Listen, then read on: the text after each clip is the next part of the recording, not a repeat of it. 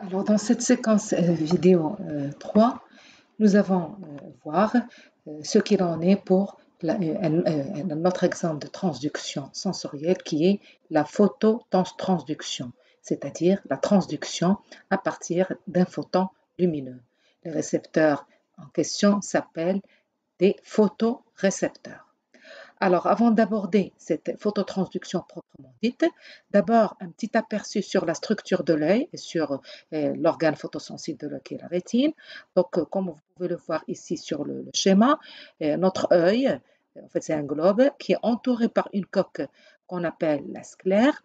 Cette sclère devient transparente au niveau de la partie antérieure de l'œil, constituant ce qu'on appelle la cornée. La cornée qui constitue au fait un élément optique de l'œil avec le cristallin. Donc les deux éléments optiques de l'œil, c'est la cornée et le cristallin, que ce sont les deux éléments optiques qui vont converger la lumière vers la partie antérieure, vers l'intérieur de l'œil, en particulier au niveau de la partie tout à fait interne et antérieure de l'œil. Alors pourquoi l'intérieur de l'œil? Parce que cet intérieur est tapissé par un feuillet qu'on appelle la rétine, donc un feuillet comme un feuillet mince comme par exemple, c'est comme l'épiderme de l'oignon, donc c'est un feuillet mince qui tapisse la partie interne de notre œil. D'accord. Et cette rétine, bien sûr, elle est en connexion, c'est elle qui va donner lieu à des fibres nerveuses qui constituent le nerf optique qui vont être projetées vers le système nerveux central. Donc voilà, en fait, cette rétine, c'est l'organe sensible, c'est l'organe photosensible de l'œil. Alors, si on regarde de près cette rétine ici, donc un encadré ici, vous avez qui est agrandi, donc un agrandi de cette rétine. Donc la rétine, elle montre des couches cellulaires. Il y a des couches que vous voyez ici colorées, qui sont les récepteurs photosensibles, cônes et bâtonnets.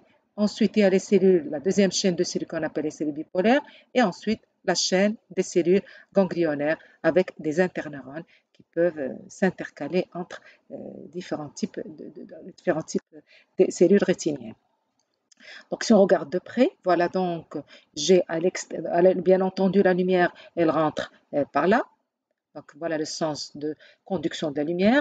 Il arrive là, donc vous avez une flèche qui désigne light, c'est-à-dire l'arrivée de la lumière. Et la lumière, bien sûr, va pénétrer dans la rétine et va agir au niveau des cellules qui sont sensibles à cette lumière, qui sont les photorécepteurs bâtonnets et cônes. Alors voilà cette couche des récepteurs. Les récepteurs bâtonnets, que vous voyez ici, en bleu, qui sont, donc il y a une forme de bâtonnet, et puis les récepteurs cônes qui ont une forme conique, donc c'est le récepteur cône. Voilà la couche des récepteurs. Ensuite vient une autre couche, la couche des cellules bipolaires, c'est-à-dire des cellules à deux pôles, un pôle qui est en connexion synaptique avec les récepteurs et un pôle en connexion synaptique avec la troisième cellule de la chaîne rétinienne qui est la cellule ganglionnaire ou les cellules ganglionnaires. Voilà, donc la lumière rentre dans ce sens, va activer les photorécepteurs et ensuite un signal, un influx nerveux va être généré dans le sens contraire, c'est-à-dire du photorécepteur vers la cellule bipolaire, vers la cellule ganglionnaire.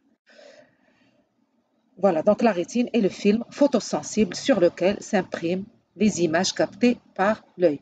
Alors vous voyez bien entendu d'autres cellules, ce qu'on appelle des cellules, des espèces d'interneurones, qui sont les cellules horizontales et les cellules endocrines, qui en fait permettent des interactions latérales entre différents types de cellules rétiniennes, donc des différentes chaînes rétiniennes, photorécepteurs, bipolaires, ganglionnaires.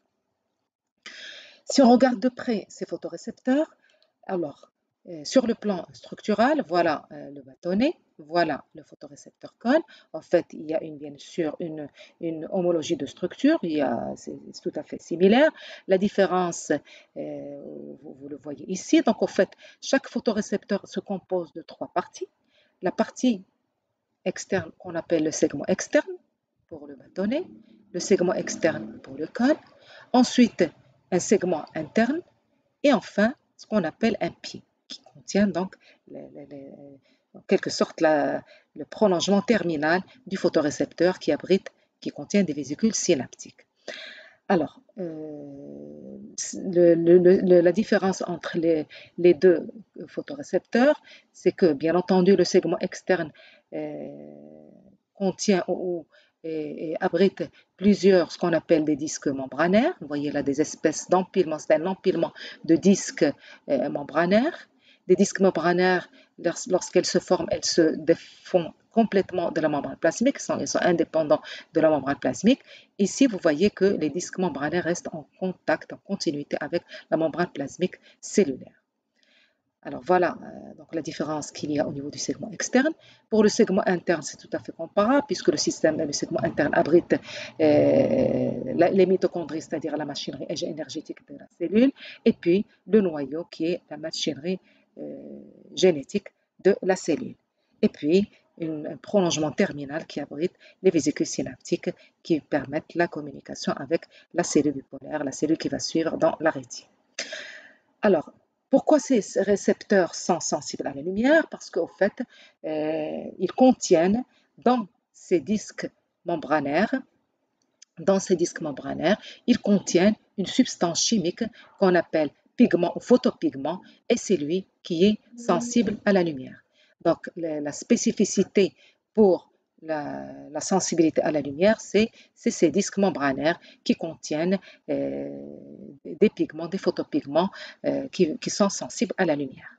Donc, ils vont absorber la lumière. Voilà, donc la sensibilité des photorécepteurs à l'énergie photonique, l'énergie photonique c'est les photons, c'est la lumière, elle est due à la présence d'une substance chimique appelée pigment localisée dans les disques du segment externe que vous voyez ici et là pour le cône. Alors, il faut savoir que, bien entendu, que les bâtonnets et les cônes, il y a deux types de cellules. En fait, ils ont deux fonctions différentes. Les bâtonnets sont spécifiques, sont responsables de la vision de nuit, c'est-à-dire la vision nocturne, alors que les cônes sont responsables de la vision en pleine lumière, donc la vision diurne, si je puis dire, et donc la vision en pleine lumière, c'est-à-dire la vision des couleurs. Alors, bien entendu, les pigments sensibles ne sont pas tout à fait les mêmes dans les deux types de photorécepteurs. Le pigment des bâtonnets, qui est spécifique de la vision nocturne, on l'appelle la rhodopsine. Il est capable d'absorber la lumière dans tout le spectre visible, allant de 400 à 700 nanomètres.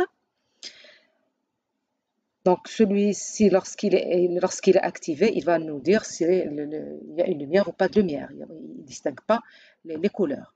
Alors que le pigment des cônes, on l'appelle iodopsine ou photopsine. Et en fait, il faut savoir que nous disposons de trois types de cônes. Un cône qui est sensible, enfin trois types de cônes qui sont sensibles chacun à une couleur primaire.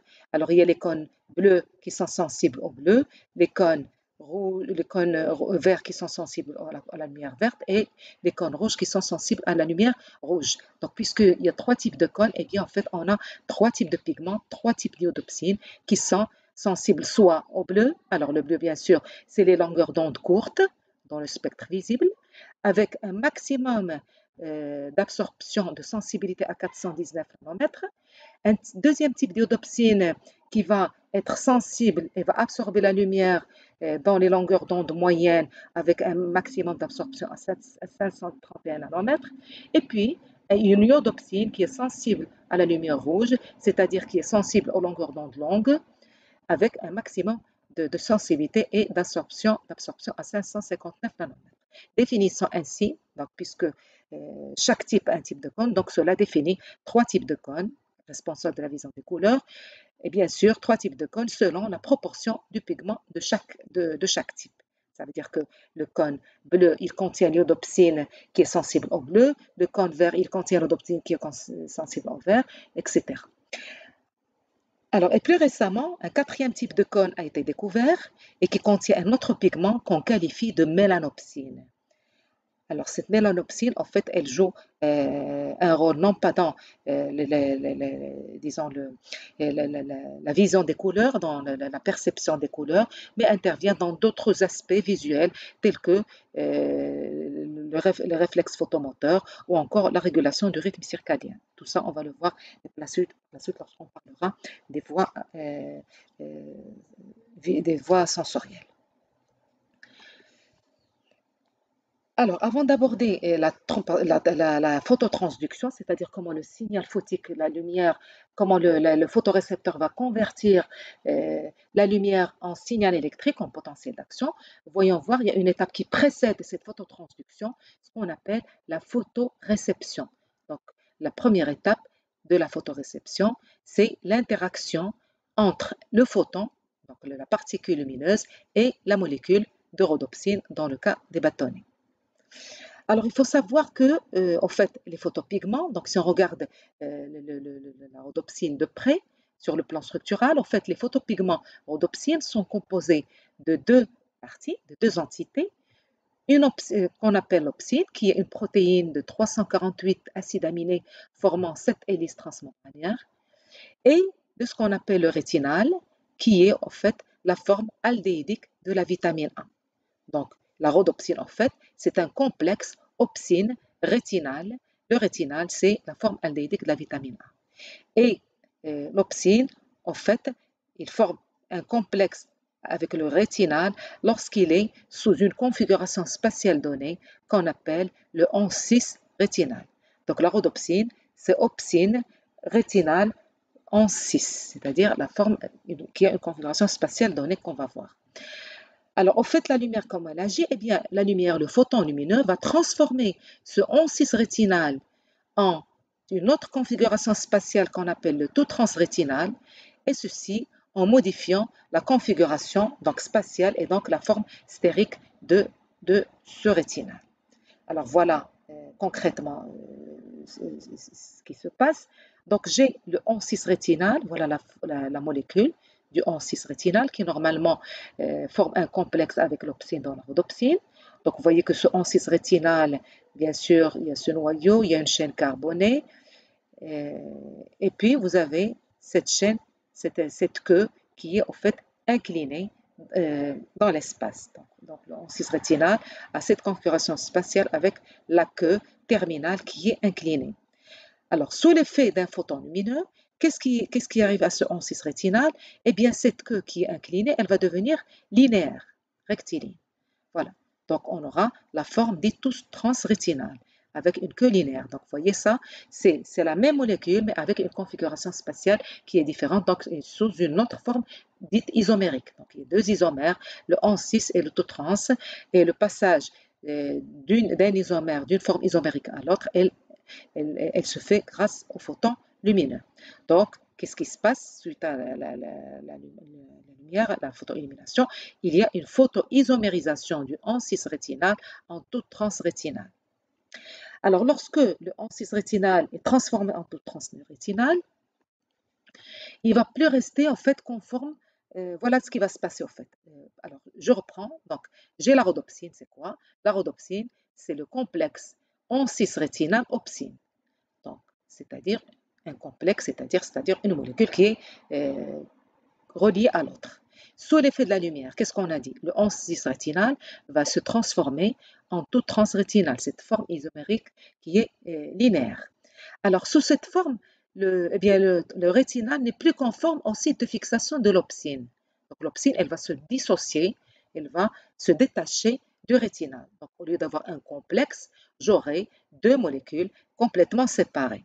Pourquoi? Parce que le taux transrétinal n'est pas conforme au site de l'opsine. Alors, l'opsine, lorsqu'elle se libère de ce rétinal, elle devient sous une forme, elle devient active. Elle devient donc une protéine active. Donc, la lumière, qu'est-ce qu'elle fait à premier abord? Elle va provoquer ce qu'on appelle un changement conformationnel. Donc, à l'état d'obscurité, la rhodopsine qui est dans les disques, dans les membranes des disques, eh bien, cette rhodopsine va subir, elle va se dissocier, elle va plus rester sous cette forme de complexe, elle va se dissocier et la rhodopsine va se transformer en tout transrétinal plus une protéine active qui est l'opsine. Alors, de l'autre côté, bien sûr, quelle est la finalité, quel est l'effet au fait d'un stimulus sensoriel? C'est de provoquer une modification de l'activité bioélectrique au niveau du récepteur sensoriel et dans ce cas, bien sûr, le photorécepteur. Donc, on est allé mesurer quelle variation bioélectrique on obtient suite à la lumière. Donc ici, vous avez par exemple un photorécepteur cône dans lequel on introduit une électrode, on mesure son potentiel de membrane, donc on constate que son potentiel de membrane d'obscurité, ce qu'on appelle ici dark, dark c'est-à-dire l'obscurité. Alors, on regardait sa valeur, qu'est-ce que vous lisez ici? Vous lisez moins 30 millivolts. Alors, moins 30 millivolts, vous savez qu'un potentiel de repos à l'état de repos, normalement, en général, dans la majorité des cellules, il est de l'ordre de moins 70 millivolts. Or, là, il est de l'ordre de moins 30 millivolts. Ça veut dire que déjà, le photorécepteur, il est comment? Il est moins négatif, donc il est en quelque sorte dépolarisé à l'état de repos, à moins 30 millivolts. Donc, lorsque on soumet le photorécepteur à un flash lumineux, à un photon lumineux, qu'est-ce qu'on constate? Voilà le potentiel de membrane de repos, le potentiel d'obscurité. Qu'est-ce qu'on constate? Qu'il y a une baisse du potentiel de membrane, donc le potentiel de membrane qui baisse vers des valeurs plus négatives. Donc, le potentiel de récepteur de lumière, il a tendance à diminuer, à descendre en dessous de moins 30 millivolts. Voyez, il aura même tendance à aller vers le potentiel d'équilibre du potassium. Ici, vous avez le potentiel d'équilibre du sodium. Donc, il tend vers des valeurs négatives. Donc, qu'est-ce qu'on constate sous l'effet de la lumière? Qu'est-ce qui arrive au photorécepteur? Il subit une diminution du potentiel de membrane, donc une hyperpolarisation. Donc, la lumière provoque une hyperpolarisation du photorécepteur. Voilà. Donc, j'ai une variation bioélectrique qui est sous forme d'un potentiel récepteur hyperpolarisant. J'ai d'un autre côté un changement conformationnel, mais bien sûr, il a fallu relier les deux. Comment est-ce que ce changement conformationnel va entraîner cette hyperpolarisation au niveau du photorécepteur? Alors justement, l'association ou la compréhension de la cascade des événements qui a eu lieu entre les deux phénomènes, elle a nécessité bien des années et des années pour, bien sûr, être déchiffrée et identifiée avec précision. Alors, je vous donne bien entendu le résultat, c'est le cumul, bien sûr, comme je dis, de travaux de chercheurs pendant des années et des années, qui étaient au début dans l'hypothèse, après des hypothèses qui se confirmaient, des hypothèses qu'on écartait, et voilà, on arrive donc à la cascade de réactions qu'on appelle la chaîne de réactions que vous voyez ici. Donc, qu'est-ce qui se passe au fait? Donc, sous l'effet de la lumière, un photon, on a dit, ça provoque un changement conformationnel, c'est-à-dire le En6 rétinal va se transformer en tout transrétinal. Sous cette forme, donc la rhodopsine va se transformer, va libérer son opsine, l'opsine qui va devenir active.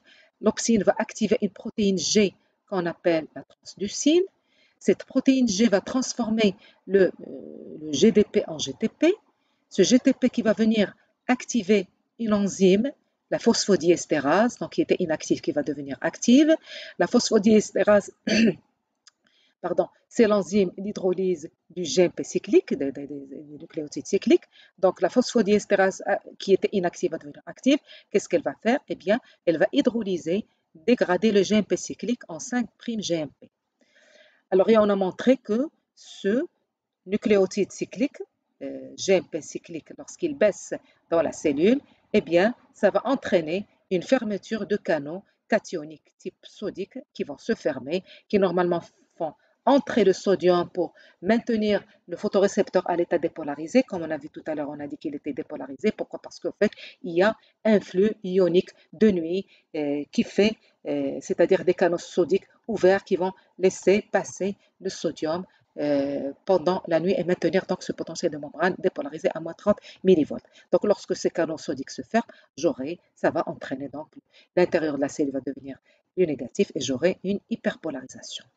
Alors pour situer bien sûr cette cascade-là, comme ça c'est pas évident, mais si vous regardez au niveau du schéma ici, pour situer tous ces événements, toute cette cascade dans le contexte cellulaire de photorécepteurs. Alors regardez Jean, là j'ai bien entendu le bâtonnet, d'accord, avec ses disques membranaires qui est en bleu. Alors à l'obscurité, on a montré que des canaux cationiques sont ouverts. C'est des canaux qui laissent passer surtout du sodium, mais avec une petite fraction sous forme de calcium. Donc, c'est des canaux qui sont non sélectifs. Donc le sodium et le calcium vont pouvoir entrer à l'obscurité. Et ces canaux, bien sûr, pour qu'ils soient ouverts, ils nécessitent un nucléotide cyclique, le GMP cyclique. Alors, qu'est-ce qui se passe sous l'effet de la lumière? Donc, lorsqu'il y a de la lumière va décomposer la rhodopsine. La rhodopsine va libérer son opsine active. L'opsine va venir activer une protéine G membranaire qui est la transducine, qui comprend ici trois sous-unités, alpha, bêta, gamma. La protéine G, la transducine va aller activer la phosphodiesterase. La phosphodiesterase active va bien sûr hydrolyser le GMP cyclique, donc le GMP cyclique qui va se transformer, qui va être hydrolysé en 5' GMP. Donc moins de GMP cyclique dans le photorécepteur et donc les canaux vont se fermer et j'aurai une hyperpolarisation de la cellule. Alors, donc, par cette chaîne de réaction, l'excitation du AN6 rétinal transforme les molécules de 3', 5' GMP cyclique en 5' GMP.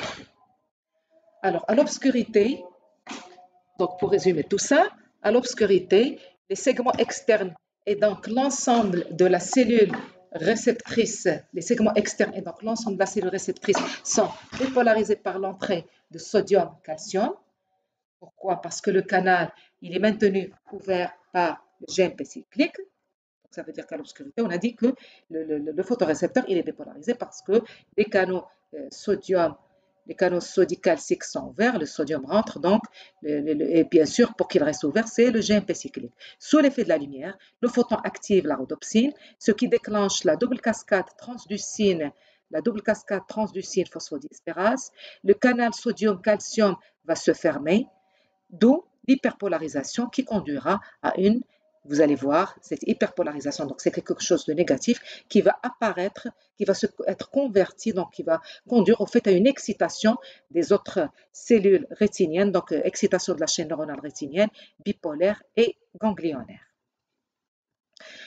Alors comment, on va voir justement comment un signal négatif qui apparaît au niveau du photorécepteur va être converti en un signal positif au niveau des autres cellules de la chaîne rétinienne, la cellule bipolaire et la cellule ganglionnaire. Donc, à l'obscurité, qu'est-ce qu'on sait maintenant? On sait que le rétinal est inactif, les canaux sodiques, sodium-calcium sont ouverts, les les photorécepteurs sont dépolarisés, sont à un voltage de moins 30 millivolts, et bien sûr, s'ils sont dépolarisés, ça veut dire qu'ils sont capables de libérer leurs neurotransmetteurs à la première synapse. Donc, le photorécepteur à l'obscurité, l'état donc moins excité, il va libérer son neurotransmetteur. D'accord? Alors, on a montré pour un type de circuit rétinien, qu'on appelle le circuit ON, que le neurotransmetteur libéré par le photorécepteur, c'est un neurotransmetteur inhibiteur. Donc, à l'obscurité, lorsqu'il est libéré, à l'obscurité, le photorécepteur est dépolarisé, libère le neurotransmetteur inhibiteur. Qu'est-ce qu'il va faire? Le neurotransmetteur inhibe la cellule bipolaire, donc pas d'activité électrique ici, et donc qui ne va pas activer la cellule ganglionnaire qui se trouve aussi pas activée. Donc, à l'obscurité, ces deux cellules sont inactives sur le plan électrique. Alors, sous l'effet de la lumière, qu'est-ce qui se passe? On a dit sous l'effet de la lumière, le photorécepteur, il était dépolarisé, sous l'effet de la lumière, il va s'hyperpolariser. S'il s'hyperpolarise, ça veut dire qu'il devient moins actif, ça veut dire qu'il libère, il ne va pas libérer ou peu, donc diminution de la libération du neurotransmetteur inhibiteur. Donc, il y a une moindre inhibition, il ne va pas inhiber la cellule bipolaire qui va se trouver activée. Donc, sous l'effet de la lumière, le photorécepteur est inhibé. Cette inhibition sera l'origine de non-libération, donc du lever d'inhibition, donc une non-libération du neurotransmetteur inhibiteur. Donc cette cellule ne sera pas inhibée, elle va être activée. Si elle est activée, elle va libérer son neurotransmetteur et son neurotransmetteur est un neurotransmetteur excitateur. Donc augmentation de la libération du neurotransmetteur excitateur sur la cellule ganglionnaire qui, elle, va se trouver activée et va, vous voyez, montrer des pics, ce qu'on appelle les potentiels d'action. La cellule bipolaire, elle, on a dit, elle va s'activer, mais l'activation, elle va apparaître sous forme de dépolarisation. Donc, il n'y a pas de potentiel d'action. Le potentiel d'action, il n'apparaît pas au niveau de la cellule bipolaire, il apparaît au niveau de la troisième cellule, qui est la cellule ganglionnaire. Alors ça, c'est ce qu'on appelle le circuit rétinien ON, c'est-à-dire un circuit qui va véhiculer un message positif vers le cerveau pour percevoir un stimulus lumineux, une couleur, un objet, etc. Donc à la lumière, le rétinal absorbe les photons et il change de conformation. Ça, c'est une répétition de ce qu'on vient de dire. Donc à la lumière, le rétinal absorbe les photons et il change de conformation, il devient actif, ce qui provoque la fermeture des canaux cationiques et donc une hyperpolarisation du photorécepteur qui devient donc plus négatif, il tend par exemple vers 60 millivolts, et cela provoque une cessation de la libération du neuromédiateur à la synapse. Donc, pas de neurotransmetteur inhibiteur libéré au niveau de cette synapse. La lumière, donc, qu'est-ce qu'elle entraîne? Elle entraîne en fait l'inactivation de cette synapse, l'inactivation de la synapse entre le photorécepteur et la cellule bipolaire. Ceci constitue justement le premier signal nerveux indiquant la présence d'un stimulus lumineux. Voilà, donc la lumière va hyperpolariser cette cellule, moins de neurotransmetteurs inhibiteurs, donc il y a une inactivation, plus de neurotransmetteurs qui vont être libérés, dépolarisation de la cellule bipolaire et bien sûr décharge, apparition des pics, donc une décharge de la cellule ganglionnaire. Alors, comme vous pouvez le voir au niveau de cette chaîne rétinienne, où est-ce que les potentiels d'action apparaissent? Comme je l'ai dit tout à l'heure, ils apparaissent uniquement au niveau de la cellule ganglionnaire. Donc, la cellule ganglionnaire, c'est en fait la cellule nerveuse, c'est la véritable cellule nerveuse puisqu'elle peut déclencher des potentiels d'action. Donc, on parle en anglo-saxon de spiking neurones, c'est-à-dire des neurones qui génèrent des spikes, c'est-à-dire des spikes en anglais, ça veut dire pic, et qui dit pic, dit potentiel d'action. Alors que la cellule ganglionnaire, alors que pardon, le photorécepteur et la cellule bipolaire ne génèrent jamais de potentiel d'action. Ce qu'on peut voir, c'est juste des potentiels hyperpolarisants, voire dépolarisants, mais jamais de potentiel d'action. Donc, ces deux cellules font en fait, si on les considère comme étant des neurones, d'après leur structure, eh bien, ça serait des neurones qui ne génèrent pas de potentiel d'action. Donc, c'est des non-spiking neurones. Alors voilà donc pour les phénomènes de transduction et la transmission du signal du stimulus photique, donc la conversion du stimulus lumineux en signal électrique, puis en potentiel d'action propagé au niveau de la cellule ganglionnaire, dans le cas du circuit rétinien type 1. Alors, pour conclure donc sur cette transduction en général, la première étape donc de codage de l'information sensorielle qu'on appelle la transduction sensorielle, elle a lieu où? Eh bien, elle a lieu au niveau des récepteurs sensoriels qui convertissent un signal externe en un signal électrique. Donc, ils convertissent le stimulus externe en un signal électrique qui est quantifiable et qu'on appelle potentiel récepteur, que le système nerveux central peut interpréter. C'est en effet le seul langage compris par les cellules du système nerveux central. Donc, en fait, on a un stimulus externe qui va être converti en un signal électrique et le système nerveux central ne peut interpréter que ces signaux électriques. Il ne va pas interpréter le stimulus externe directement. Ça passe par la transduction qui génère un signal électrique qui est le langage compris par le système nerveux central. Et bien entendu, comme on vient de le voir, les mécanismes de cette transduction sont spécifiques de chaque système sensoriel. Donc, on a vu une spécificité, on a vu la chémotransduction, deux exemples, on a vu deux exemples de mécanotransduction, on a vu un exemple de phototransduction et bien sûr les processus qui en découlent. Alors, compte tenu donc de tout ce qu'on vient de voir, les différents types d'exemples de transduction, ça nous ramène à, disons, résumer un petit peu les différents types de récepteurs que vous connaissez maintenant et comment ils sont capables de coder l'information. Donc, les types de récepteurs et le codage de l'information. Alors, en fait, on a vu jusqu'à présent qu'il y a mise en jeu de 1 à 3 cellules pour le codage de l'information. Alors, si vous vous rappelez, lorsqu'on a parlé du corpuscule de Pacini, le mécanorécepteur tactile, du toucher, pression-vibration, eh bien, on a vu que lorsqu'il y a une déformation mécanique qui apparaît au niveau de la terminaison sensorielle, j'ai un potentiel récepteur qui apparaît au niveau de cette portion de la fibre nerveuse, partie terminale, et le potentiel d'action qui apparaît sur la même cellule, mais un petit peu à distance, à partir de la zone la zone trigger, la zone d'initiation du potentiel d'action. Donc, vous voyez ici, dans le cas du corpuscule de Pacini, j'ai la même cellule qui va générer le potentiel de récepteur et qui génère le potentiel d'action. Donc là, on parle de récepteur primaire. primaire, donc le potentiel récepteur et le potentiel d'action peuvent apparaître dans la même cellule en des points différents de la membrane. Donc ici, j'ai le potentiel récepteur et ici, plus loin, le potentiel d'action. Alors, on parle donc de récepteurs primaires ou neurones de premier ordre. C'est le cas de ce cas de figure, le cas du corpuscule de Pacini, des récepteurs à l'étirement ou encore du récepteur olfactif. Si vous vous rappelez, si vous revenez au récepteur olfactif, on a vu aussi que le récepteur olfactif était un neurone, il génère le potentiel récepteur et le potentiel d'action. Alors, le deuxième cas de figure, le deuxième type de récepteur, ce qu'on appelle le récepteur secondaire, au type 2.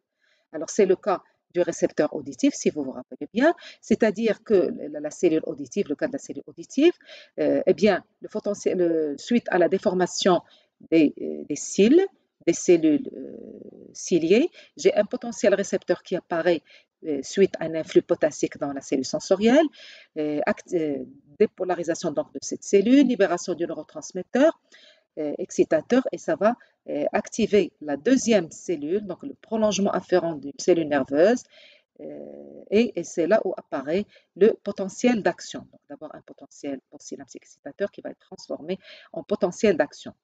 Donc vous voyez là, la cellule sensorielle ne génère que le potentiel récepteur. Le potentiel d'action, il apparaît au niveau d'une deuxième cellule nerveuse. Alors, c'est ce cas-là, donc le potentiel récepteur. Pour résumer ceci, le potentiel récepteur et le potentiel d'action peuvent être localisés dans deux cellules différentes. C'est le cas de l'audition, où le potentiel d'action apparaît dans un neurone différent de la cellule sensorielle. On parle alors de récepteur secondaire. Et c'est le cas qu'on vient de le voir, le récepteur auditif, vestibulaire, le récepteur d'équilibre, le récepteur gustatif. Si vous revenez aussi au récepteur gustatif, c'est aussi un récepteur c'est-à-dire que le récepteur, il est différent du neurone qui va générer les potentiels d'action. Donc le récepteur, il est différent du neurone du premier ordre. Alors qu'ici, le récepteur primaire, il constitue lui-même un neurone. Donc il constitue le premier neurone de la chaîne de traitement de l'information sensorielle.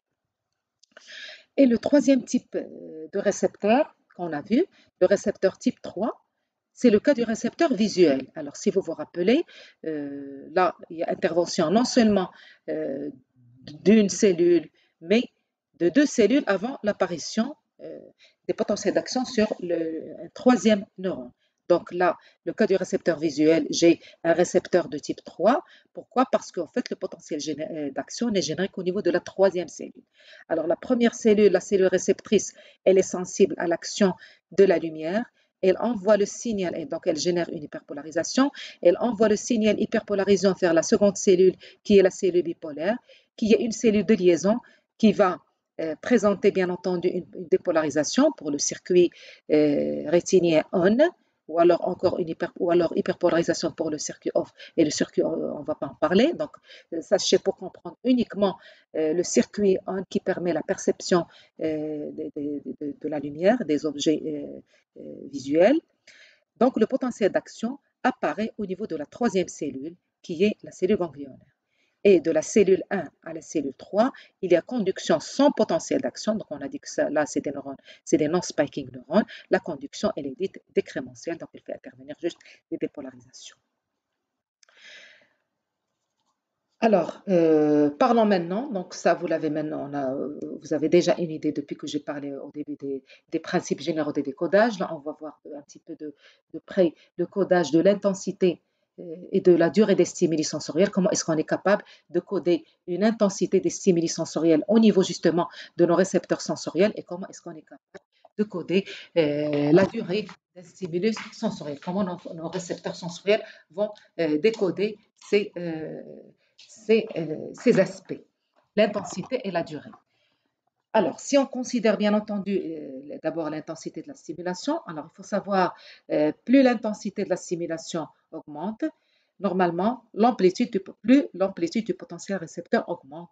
Alors voilà, schématiquement, l'intensité d'un stimulus, schématisée ainsi, des intensités de plus en plus croissantes. Pour chaque stimulation, vous avez un potentiel récepteur généré. Alors bien entendu, plus l'intensité de stimulation augmente, plus l'amplitude du potentiel récepteur augmente. Donc, l'amplitude du potentiel récepteur augmente proportionnellement à l'intensité de la stimulation. Il y a donc codage de l'intensité de la stimulation au niveau du récepteur sensoriel en une amplitude de dépolarisation transmembranaire. On parle alors de codage en amplitude, ça veut dire comment nos cellules, nos récepteurs sensoriels vont décoder, vont différencier les différents types d'intensité par des potentiels récepteurs d'amplitude différentes. Donc, il s'agit d'un codage en amplitude du potentiel récepteur. Alors, par conséquent, on a dit que le potentiel récepteur, c'est quoi? C'est une dépolarisation qui est graduable, qui peut changer d'amplitude. C'est donc, le potentiel récepteur est donc un phénomène membranaire graduable qui est non propagé de manière active, contrairement au potentiel d'action qui est propagé d'une manière active, et il est comparable au fait à ce que vous connaissez, les potentiels postsynaptiques excitateurs. Alors, si on considère, donc voilà comment sont décodés, sont décodés les potentiels récepteurs, l'intensité de la stimulation au niveau du potentiel récepteur, il s'agit d'un codage en amplitude. Alors, comment sont codés les potentiels d'action?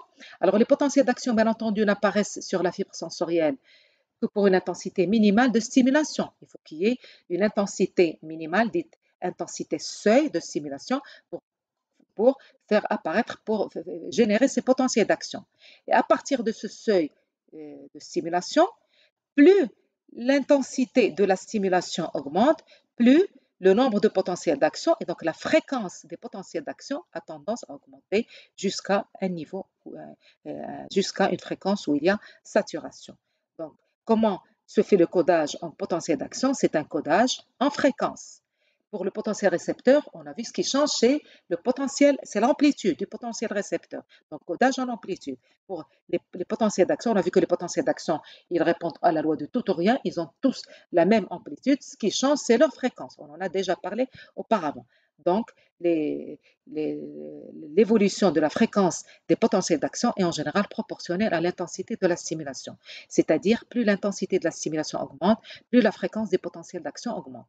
Donc, l'intensité d'une stimulation sensorielle est codée au niveau des fibres sensorielles sous la forme d'une fréquence des potentiels d'action.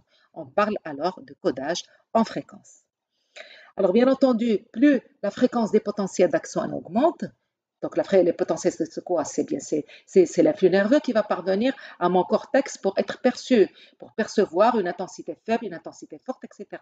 Donc, cette augmentation de la fréquence des potentiels d'action va être traduite par mon cortex cérébral comme étant une sensation, une sensation d'intensité plus forte. Donc, l'évolution de l'activité le long des fibres sensorielles, cette évolution de l'activité le long des fibres sensorielles permet de rendre compte de l'évolution des sensations en fonction de l'intensité d'une stimulation. Je répète, plus l'intensité d'une stimulation augmente, plus la fréquence des potentiels augmente et plus la sensation va être forte au niveau de mon cerveau. Donc la perception du stimulé sensoriel va être plus forte, donc une sensation plus forte. Voilà pour le codage de l'intensité des stimuli sensoriels pour tout ce qui est codage appelé codage quantitatif. Alors, l'autre type de codage du stimulus, c'est le codage de l'autre aspect du stimulus, c'est le codage de la durée des stimuli, c'est-à-dire un codage temporel. Alors, il y a un phénomène, une notion qu'on va introduire dans ce codage de la durée, c'est ce qu'on appelle le phénomène d'adaptation. Alors, pour ce codage, on va prendre comme exemple le cas de récepteurs somesthésiques. Alors, qu'est-ce qui se passe? Donc, la durée, c'est-à-dire comment est-ce qu'on est capable, comment nos récepteurs sensoriels vont coder, vont détecter, si vous voulez, une durée courte d'un stimulus, d'une durée longue d'un stimulus. Alors, comment est-ce qu'on est capable de coder un stimulus qui est durable, qui est maintenu dans le temps? Alors, en fait, on a deux cas de figure, deux types de réponses. Donc, lors d'une stimulation, on va prendre le cas, bien sûr, comment est-ce qu'on est capable de coder une longue durée d'un stimulus sensoriel. Donc, un stimulus, par exemple, mécanique qui est durable dans le temps. Par exemple, le fait de mettre sa bague dans le doigt, le fait de mettre sa montre dans le poignet, le fait de porter ses vêtements. Donc, les vêtements et tous ces objets, on les porte d'une manière prolongée. Alors, comment les récepteurs cutanés qui sont sous ces vêtements ou ces objets vont réagir. Donc, lors d'une stimulation prolongée, on distingue deux types différents d'activités et donc deux types de récepteurs sensoriels. Alors, le premier cas du récepteur sensoriel, donc ici, on schématise la durée d'un stimulus, voilà, la durée d'un stimulus qui est durable, prolongé dans le temps. Alors, voilà le premier type de récepteur, comment il va réagir. Donc, avec l'apparition du stimulus, eh bien, j'ai l'apparition d'un potentiel récepteur. Si le stimulus est maintenu dans le temps, le potentiel récepteur va diminuer jusqu'à s'annuler. Donc après, il n'y a plus d'activité pendant tout le restant du stimulus. Donc en fait, c'est un récepteur qui va s'adapter rapidement à ce stimulus. On parle de récepteur à adaptation rapide. On parle aussi de récepteur phasique, c'est-à-dire un récepteur qui s'active en phase avec le début du stimulus et parfois aussi avec la fin du stimulus. Donc le premier cas, l'amplitude du potentiel récepteur ainsi que la fréquence des potentiels d'action diminuent au cours du temps. Il s'agit d'un phénomène d'adaptation qui est caractéristique de ce qu'on appelle les récepteurs phasiques. Donc, ils s'activent en phase avec le début du stimulus. C'est le cas justement du corpuscule de Pacini, le récepteur donc tactile. Le deuxième cas de figure, lorsque le stimulus est maintenu dans le temps, eh bien, regardez, j'ai ici le potentiel récepteur. Donc, avec le début du stimulus, j'ai le potentiel récepteur qui apparaît. Mais ce potentiel récepteur, il va durer toute la durée du stimulus. Ce qui peut changer, c'est juste l'amplitude de ce récepteur qui peut diminuer que très faiblement au cours du temps. Donc là, il s'agit d'un récepteur qui s'adapte et qui ne s'adapte pas ou qui s'adapte très très peu, donc un récepteur adaptation lente. Et c'est un récepteur qui reste actif, donc il a un tonus électrique maintenu pendant toute la durée du stimulus. On parle alors de récepteur tonique. Alors c'est le deuxième cas, je résume ce que je viens de dire. L'amplitude du potentiel récepteur ainsi que la fréquence des potentiels d'action ne diminuent que très faiblement au cours du temps. Ces récepteurs ne présentent pas de phénomène d'adaptation et sont qualifiés de récepteurs toniques. C'est le cas, par exemple, des récepteurs à l'étirement et des récepteurs de la douleur et des récepteurs thermiques, les thermorécepteurs. Ça veut dire, par exemple, un nocicepteur, le récepteur de la douleur qu'on appelle nocicepteur ou thermorécepteur, il va rester activé pendant toute la durée du stimulus. Pour le nocicepteur, il va rester activé pendant toute la durée du stimulus nocif qui est appliqué sur un récepteur donné. Alors, en termes de potentiel d'action, en termes donc de fréquence de décharge, donc on a vu les récepteurs adaptation très rapide, le potentiel récepteur a lieu au début et après il n'y a plus de potentiel récepteur. Et en termes de potentiel d'action, la même chose. Donc voilà la durée de la stimulation, un stimulus durable dans le temps. J'ai des potentiels d'action qui apparaissent au début, après il n'y a plus de potentiel d'action. Donc, c'est un récepteur qui est adaptation très rapide. C'est le cas du corpuscule de Pacini, donc récepteur phasique. Alors, pour les potentiels d'action pour les récepteurs toniques ou récepteurs adaptation qui ne s'adaptent pas aux adaptations très lentes, vous voyez, j'ai les potentiels d'action qui apparaissent pendant toute la durée de la stimulation. Il peut y avoir juste une baisse, une petite baisse de la fréquence des potentiels d'action, mais les potentiels d'action existent pendant toute la durée de la stimulation. C'est le cas, bien sûr, des récepteurs, des nocicepteurs ou des thermorécepteurs qui sont des terminaisons nerveuses libres. Alors, donc sur le plan fonctionnel, qu'est-ce que ça signifie tout ça? Donc, ce codage temporel des stimuli. Donc, fonctionnellement, eh bien, les systèmes sensoriels phasiques, que vous voyez ici, les systèmes sensoriels phasiques ne peuvent pas renseigner le système nerveux central sur la durée de la stimulation puisqu'ils ne s'activent qu'au début. Donc, en fait, ils ne renseignent le système nerveux central que sur les variations de stimulation et non sur leur durée. C'est-à-dire que je mets ma bague au niveau de mon doigt, je sens que les récepteurs qui sont en dessous, ils vont s'activer, d'accord? Mais après, je ne ressens plus ma bague. Donc, ça veut dire que ce récepteur qui est activé au début, donc le fait de sentir au début, prouve que ce système sensoriel ne va renseigner que sur le début, l'application du stimulus. Pour le reste, Eh bien, je ne saurais pas quand est-ce que le stimulus va être enlevé. Quand j'enlève ma bague, je peux ne pas m'en rendre compte. Alors que les systèmes toniques, vous voyez, ils restent actifs pendant toute la durée de la stimulation. Donc, eux, ils vont coder et renseigner sur la durée d'une stimulation. Donc, lorsque j'ai un récepteur tonique qui s'active, il va rester actif pendant toute la durée de la stimulation. Par exemple, le récepteur douloureux. Alors, le récepteur douloureux, ça veut dire tant que j'ai une sensation de mal, lorsque je ressens une douleur, ben, ça veut dire que mon récepteur, il est tout le temps activé. Donc, lorsque je vais chez le médecin, je vais lui dire j'ai mal. Il va me dire, ça fait combien de temps que vous avez mal? Je lui dis, je serai capable de lui dire, j'ai mal il y a 2 jours, il y a 3 jours, et j'ai eu mal pendant toute la nuit. Pourquoi? Parce que les récepteurs de la douleur vont rester actifs pendant toute la durée de la stimulation. Ils vont encoder la durée de la stimulation. Alors que les récepteurs phasiques, ils ne s'activent que pendant une phase de la stimulation. Donc, ils ne renseignent que sur les variations, c'est-à-dire l'application du stimulus et la non-application du stimulus. Voilà, donc je m'arrête là pour cette séquence pour aborder l'anatomie des voies sensorielles par la suite.